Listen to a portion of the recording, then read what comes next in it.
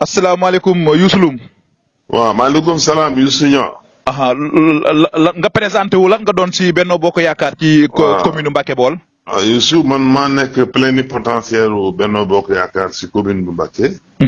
et ba pare maa nekk président de la commission chargée des élections.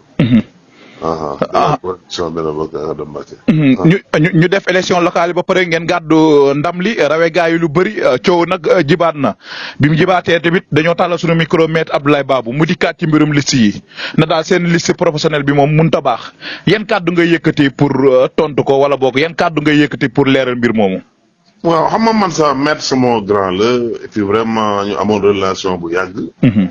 donc nekkul sax pour tontu ko mais jàpp naa ne. fi ñu toll nii. peut-être moom il s'est trompé. parce que processus bi ñu nekk dafa dépasser ay questions de liste. ay parité ak yooyu. la liste dañ ne liste bu amul parité duñ ko accepter. autorité bu koy accepter c'est le préfet il a accepté. donc dépassé nañ cadre boobu heure boobu ñoom bu ñu amoon contentieux mënoon nañoo attaquer liste. ils l'ont pas fait. un mois après en dehors des délais. donc lu mën ci tënk règlement bu mën loi bu mën di def ay délais moo ko prescrit. sur cette question de parité je pense que c'est une question dépassée. maintenant par rapport au pouvoir de la commission du tribunal d'instance de Mbacké. les commissions départementales de recensement des votes la ñu wax. ñoom lan la yore def mooy bureau yi ñëw ñu recueillir résultats yi. maintenant bu fekkee am na ay anomalies. ay problèmes liés à l'élection mën nañ ko faa signaler. et du question ay liste. moo tax man quelquefois même en l'écoutant je suis un peu écœuré. ba pare da ngay xam sax léeg-léeg à côté sax il se trompe puisque mënoo wax ne liste majoritaire baax na mooy maire. ba pare liste proportionnelle bi attaqué. alors conseil municipal bi nekk 76 membres. majorité boo ko divisé par 76 divisé par 2. donc ça fait combien boo divisé. donc ce qui veut dire que bu dee majoritaire kese de cela veut dire conseil bi du am majorité. kon loolu muy wax sax boo xoolee sax da nga xam ne yanuwul maana. donc aujourd'hui la question du débat sur la parité est dépassée. il est compétent le tribunal et l'instance de la cour d'appel. à ce moment près. ñu li ñu statué mooy ci question affaire électorale elle est liée au vote. élection yi. bureau bi. PV bi waruñu ko valider. parce que amul sceau wala signature SEDA. d'accord. cour d'appel mën na annulé bureau de vote boobu. est-ce que comprendre nga. ak yeneen.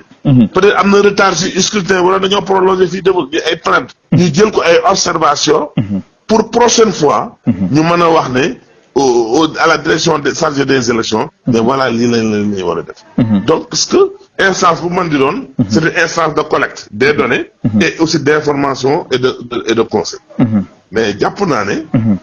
et maire fekk naa ko tribunal démb. mais nee naa ko looy xaar dem féliciter frère parce que nit bu la gañee. te moom personnellement li ma wax mooy dana fa dem. mais kon ñoom ils font du dilatoire. mais xam nañ ne gañ nañ leen ba pare ñu nekk fii di wax amul solo. mais ñu gis ne dossier bi laata ngeen dem élection lañ ko entamé woon si la binde woon li mu war a bind ba pare pour yóbbu ko ci tribunalu Mbacké di toog di xaar élection yi dikk nañ ngeen gagné moom it dafa jàpp ne rek wax dëgg yàlla mu commencé war na ko mën a yeggale jël ko yóbbu ko cour d'appel bu Thiès moom loolu la jàpp. mais Youssou waxu loolu. ñoom dañu waxoon def nañ plainte bi si affaire parité bi bañ ko waxee. dañ ko soulever. ñoom ñoo demoon ba si yàgg na non dañuy bàyyi bañ wote ba pare instant bu liste bi gagné nangam nag. xam nga Youssou. la loi wala texte bu ñu mën a doon c'est appliqué si nit ñee tax ñu defar texte yi wala loi yi.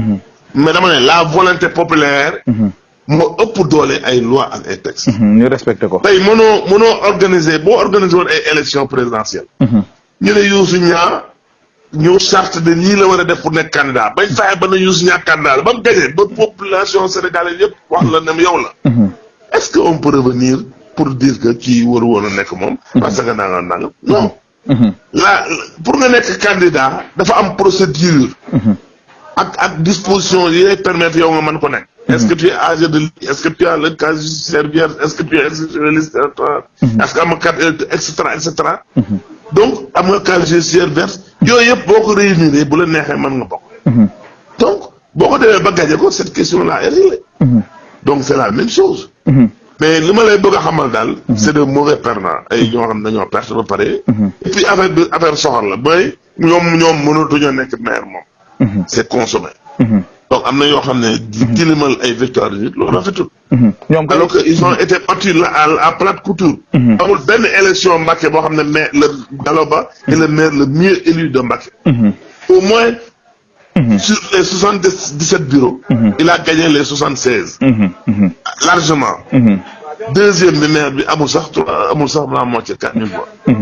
waaw donc mais loolu moom c'est une élection pliée. fi ne li ñu war a def mooy def délégation dem ba këram.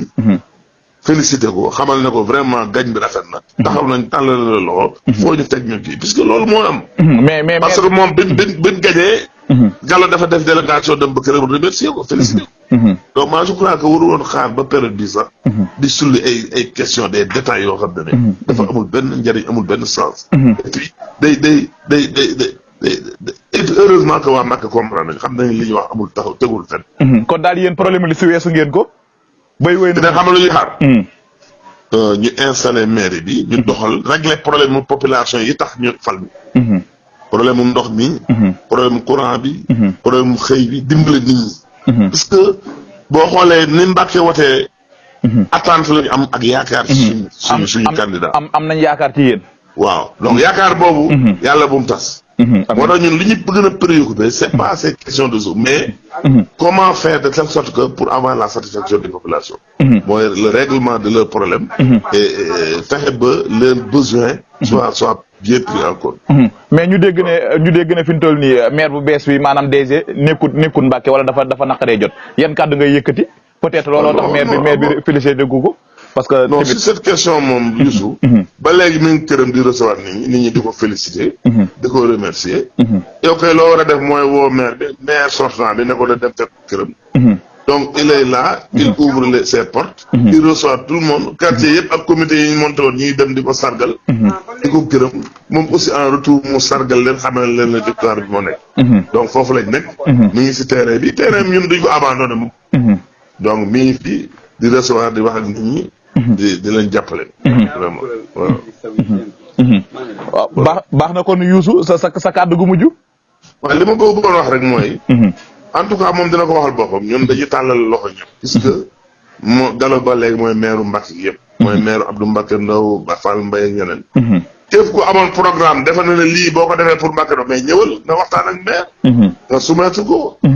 il sera très ouvert pour ñu xool na la koy réaliser. mais lépp na nekk. surtout. di développer dëkk bi. intérêt population yi. donc loolu moo ñu soxal heure bi donc vraiment on tend la main à tout le monde. ñëpp ànd nekk benn ñu liggéey pour Mbacké. parce que Mbacké fi mu toll nii. yeneen dëkk yëpp raw nañ ko. donc war nañu taxaw xool. lan la ñuy def ba Mbacké développé. ñu jàppalante suñu biir. lépp lu xaar ma yàlla si diggante nit ñi ñu dindi ko sànni fële. ñu nekk benn. créer une forte équipe pour Mbacké. taxaw vraiment de telle sorte que lépp lu doon problème ñu mën ko saafara. waaw je crois que question bi yëpp. bu fekkee ñoom liñ doon wootee di wax ne nañ leen jox Mbacké dëgg la. loolu mooy seen taxawaay. mooy ku nekk li nga xalaatoon nga ñëw. puisque même dans la loi. citoyen bu mën di doon mën na def proposition au maire. sur des projets yoo xam ne buñ ko développé. mën na amal njëriñ dëkk bi. donc loolu moo tax taxawaay boobu lañ war a am. fexe ba vraiment bépp programme bi nga xalaat ne am nañ ko. mën a suqali nañ ko indi ñu àndandoo ko ñu liggéey ko. au bénéfice de Mbacké. jërëjëf Youssou Loum. di remercier nag Youssou. képp ku defoon confiance au directeur général Gallo Ba. parce que Mbacké vraiment ni ñuy voté cette fois-ci. xam nañ ni ñuy voté. ni ñuy voté mooy xam nañ. candidat yëpp ni ñu tegaloo dama ko doon wax di bi ba léegi. xalaat nañ xam nañ. ki nga xam ne moo mën a génne Mbacké si jafe-jafe yi mu nekk. muy le directeur général Gallo Ba. donc merci à toutes les populations de Mbacké. ku ñu woteel ak ku ñu woteelul. ñëpp ñu leen sant di leen gërëm. jërëjëf Youssou Loum. merci jaajëf. merci.